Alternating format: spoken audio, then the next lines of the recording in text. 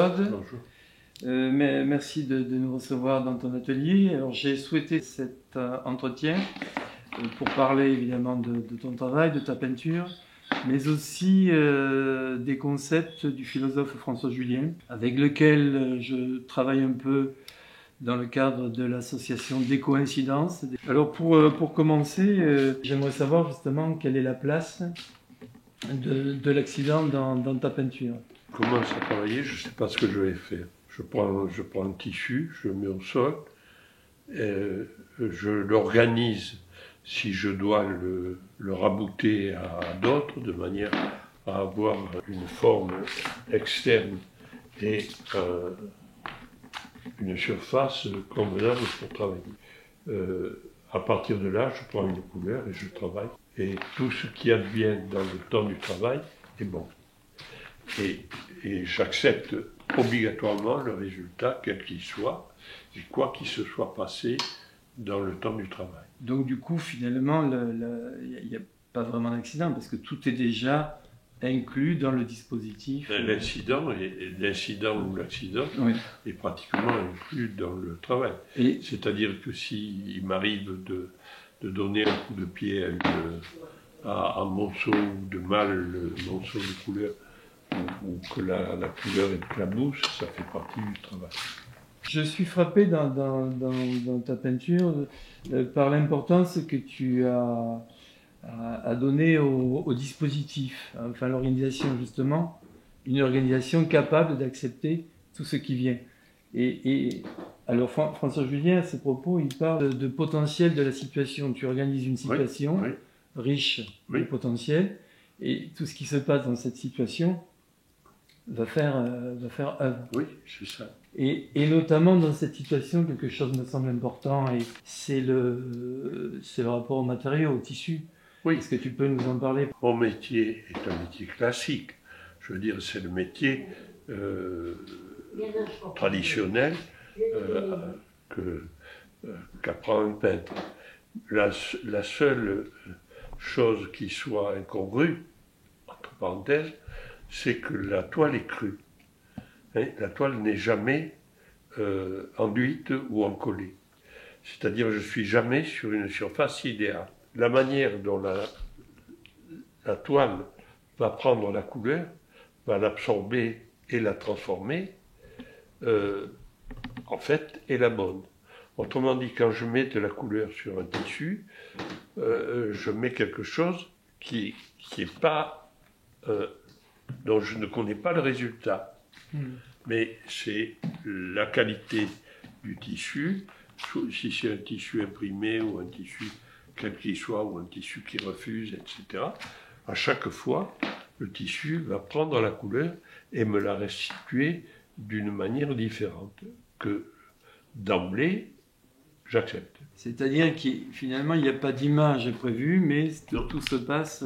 Voilà, tout se passe dans le moment où la peinture est prise et sèche. Et il y a donc vraiment un jeu, enfin c'est ce que tu viens de dire, et qui m'intéresse beaucoup, entre quelques habitudes de travail, mais surtout tout ce qui vient du matériau, tout ce que le matériau amène.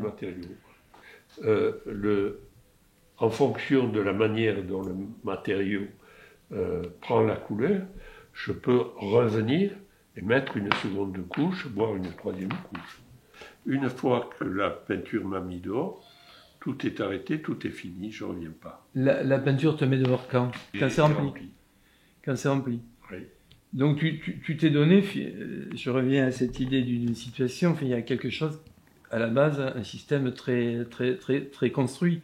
C'est un système très construit qui va me donner un résultat, mais un résultat que je ne connais pas et que je ne peux même pas prévoir ou envisager. On ne sait jamais, quand on aborde un tissu, la manière dont il va prendre, s'il va capillariser, s'il va diffuser, s'il va absorber la couleur, on ne le sait jamais. Tout se passe à ce moment-là, dans le temps du travail. Tu ne peux pas le prévoir et je ne me permets pas de le corriger après. Oui, c'est là où peut-être le terme d'accident pourrait intervenir, c'est-à-dire si si le tissu réagit d'une manière un peu inhabituelle ou à ce tu ne le moment-là, corriges pas. je laisse la toile de côté et j'attends le travail rattrape le travail. C'est-à-dire que si ça me déconcerte, c'est qu'il y a quelque chose que je n'ai pas déjà vu, je n'ai pas qui me choque, qui m'interpelle. C'est peut-être à ce moment-là que le concept de François Julien serait intéressant, le concept de décoïncidence. C'est-à-dire il y a des moments où quelque chose te fait sortir de tes habitudes de travail, enfin, quelque chose est incongru, où ça peut décoïncider. Je dis ça aussi parce que je me souviens d'une formule, tu parles de la fécondité de l'impasse. En fait, c'est pratiquement tout le temps. Il faut que les choses se déstabilisent pour que, en définitive, il y ait un intérêt. Donc, il faut qu'il y ait quelque chose, que chaque fois, il y ait une réflexion qui m'emmène vers une possibilité d'ouverture ou une possibilité autre, mais que je ne vais pas exécuter. Je vais la mémoriser, et puis quand elle adviendra, à ce moment-là, je l'accepterai. Et le travail qui m'a déconcerté sera rentré dans l'ordre, dans le reste. Et qu'est-ce qui va se passer dans ce temps, ce mûrissement? Le temps aura passé, et j'aurai travaillé intellectuellement de manière à bien saisir intellectuellement le travail, ce qu'il en est et ce qui a débordé. Le problème, c'est de savoir exactement ce qu'on ne veut pas faire, mais en sachant que c'est sur le débord qu'on ne peut gagner que sur le débord. Donc, il faut arriver à comprendre comment et jusqu'où on a débordé, et en définitive, pourquoi ce débord est positif. Cette prise de conscience, elle est intellectuelle ou bien se fait à travers le travail? C'est à travers le travail aussi que ça chemine. Elle part du travail. Mais c'est une partie intellectuelle du travail qui se fait en dehors, en deçà. C'est comme un écart qui est rattrapé par le travail. C'est un écart que le travail, une anticipation ou un écart. Ça me fait penser justement à un autre concept de François Julien qui est l'idée d'une transformation silencieuse. C'est-à-dire que quelque chose advient dans le travail, on ne sait pas où le mettre, et puis ça chemine aussi bien dans l'esprit que dans le travail. Qu'est-ce qui t'a conduit à répéter une forme et à la placer de manière aussi systématique? Enfin, comment s'est construite cette situation picturale? En définitive, le problème à un certain moment, c'était que peindre et comment le peindre. Et en fait, j'ai pris la répétition d'une forme parce que je n'ai plus à me poser la question qu'est-ce que je vais faire. Et en même temps, c'est une situation qui ne peut pas se bloquer. Elle ne doit pas se bloquer. Donc, il faut que ce soit à la fois suffisamment invasif pour déborder et en même temps intéressant pour ne pas être uniquement dans une situation de fabrique intentionnelle. Et ces termes, justement, font écho à ces idées sur lesquelles je travaille. Il y a de François Julien, même si ce n'est pas le même vocabulaire, c'est-à-dire que tu parles d'une répétition, enfin, j'ai bien entendu, qui ne doit pas être bloquée, mais c'est quelque chose qui est un peu... Il y a une intention dans le système, une méthode. C'est une méthode, donc une forme de coïncidence. Et ce que tu appelles débord, c'est ce que François Julien appelle des coïncidences. C'est-à-dire, c'est là où ça se passe, c'est là où ça travaille. C'est là où ça travaille. C'est là où chaque fois, les choses vont rendre acceptable ce qui pourrait n'être que banal. Acceptable, intéressant. Parce que quelque chose... Acceptable, c'est à la fois intéressant et c'est aussi efficace. Efficace et et pertinent. Hier, bon, j'ai fait ces 3 toiles. J'avais un sentiment de plénitude parce que j'avais fait les 3 toiles. Hein, il y a les 2 grandes et la petite. Et en définitive, à chaque fois, les choses sont redistribuées de manière intéressante, intelligente, cohérente aussi par rapport à la mais démarche. Et en même temps sensuellement nécessaire, Ouais. indispensable. Là, il y a quelque chose comme un critère quand tu dis sensuellement, parce que oui, puisque j'ai parlé de plénitude. Ouais. Si j'ai parlé de plénitude, j'ai parlé de sensualité. Par rapport à ça, il y a quelque chose aussi qui me frappe, c'est que souvent tu as pris des supports justement qui étaient un peu pauvres. Tout le travail, c'est de les ériger en... Voilà. Oui, à chaque fois, c'est effectivement d'arriver à ce que les choses soient une plénitude. L'historien Henri Faucillon qui parlait de vocation formelle du matériau. Est-ce que tu vas dans le sens du matériau ou au contraire tu le pousses dans ses retranchements? Peut-être les deux. Il y a les deux. Dès qu'on met le tissu au sol, qu'on prépare le support, qu'on voit le truc, il y a quelque chose qui se passe.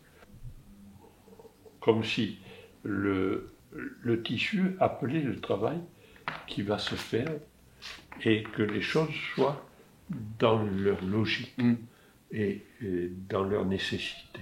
On pourrait parler un peu aussi de la forme. Déjà au départ, la forme est très simple. Les caches, on les a ici dans l'atelier. Les caches, vous les avez dans l'atelier, et le sol de l'atelier, c'est un plastique, et ce sol a une grande importance, parce que suivant les tissus, il va agir ou ne pas agir.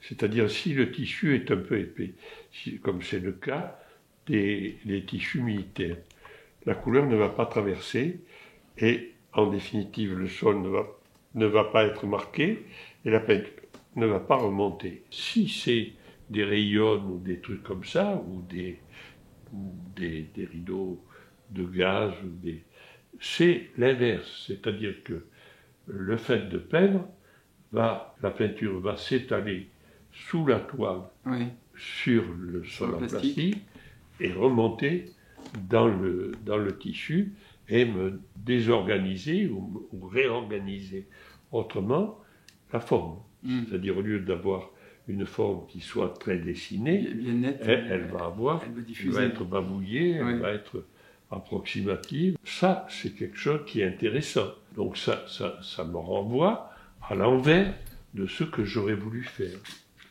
Mais en même temps, ça propose et il faut le négocier et le récupérer. Enfin, le récupérer intellectuellement. Le récupérer, ça veut dire le remettre dans le droit chemin ou l'accepter plutôt. L'accepter. Oui, aller dans le sens. L'accepter tel qu'il se donne, tel qu'il se veut, tel que le tissu vous le restitue. Ne pas revenir dessus pour corriger. Dans le jeu des formes, entre les formes positives et les formes négatives, j'ai toujours trouvé que c'était très, très virtuose, parce que on sent bien qu'il y a des choses qui se jouent là. Oui, ça se superpose. Ça c'est le métier. C'est le métier. Ça c'est le métier. C'est tout ce qui me constitue depuis 50 ans, que je tourne autour. Effectivement, ça je ne peux pas l'enlever. Non, mais c'est pas du tout pour l'enlever, c'est au contraire remarquer que quelque chose d'important se joue là. Par exemple, certaines toiles, il y a la forme positive, il y a la forme négative, et entre les deux, c'est le support qui apparaît. Et on ne sait plus ce qui est peint. Pas peint. Oui, mais pour moi, dès le départ, la couleur est peinture. Mais je veux dire, le tissu, le matériau, le grain, tous les éléments du tissu, du textile, sont de la peinture. Mais quand on sait... Et c'est le ton moyen. À la limite, le tissu, c'est le ton moyen. Le but n'est pas d'identifier la forme, pour reconnaître bien là. Non. La peinture, c'est dans ses bords, dans ses marges, entre la forme, le fond, l'entreforme. C'est ce qu'il advient. C'est tout ce qui se passe avec tout ça. C'est dans tout ça. Alors, à partir de, justement, à partir de quel moment ça va exister comme peinture. Si je mets, par exemple, 3, 4 couches d'une couleur, Oui. pour arriver à quelque chose qui est chaque fois absorbé ou bu, ou et puis il y a un moment où je m'arrête et il faut que le séchage, le temps de séchage, travaille. Oui. Et c'est justement ce temps de séchage et ce que le temps de séchage restitue. Donc si je prends un tissu qui me révulse et que je vais essayer de le travailler, je peux revenir sur une situation qui ne peut pas être aboutie puisque, en fait, la peinture est fraîche. Je vais matisser sur cette... matisser, je n'avais pas du tout... Oui. Mais enfin, c'est vrai. Sur cette situation, jusqu'au moment où je cale. Je vais caler. La fameuse impasse. Voilà. Et à ce moment-là, c'est le séchage qui intervient. Et le résultat, après. Et le séchage est peut-être cet élément justement qui empêche le système de se bloquer. Voilà. C'est le moment de déblocage, de décoïncidence. Oui. Je reviens sur la forme parce qu'il y a quelque chose que je n'ai pas bien expliqué, c'est que tout dépend comment on regarde ta peinture. Il y en a qui croient que ton but c'est de mettre des formes pour être reconnu. Et moi je crois que ça se passe ailleurs. Et François Julien cite cette formule de Braque que j'aime bien, qui dit ce qui est entre la pomme et l'assiette se peint aussi, oui. Et cet entre est aussi important. Oui, ça c'est une formule qui est très juste. Et effectivement. Et je la vois s'appliquer entre tes formes, justement. Oui, mais la forme, elle peut ne pas être peinte. Je veux dire, ça peut être la forme laissée. Oui. Et justement, c'est chaque fois toutes les incidences des différents paramètres qui va constituer la peinture. Et c'est justement comment arriver à faire tout ça et le rendre acceptable. Pour qu'on dise, on ne revient pas dessus, c'est fini.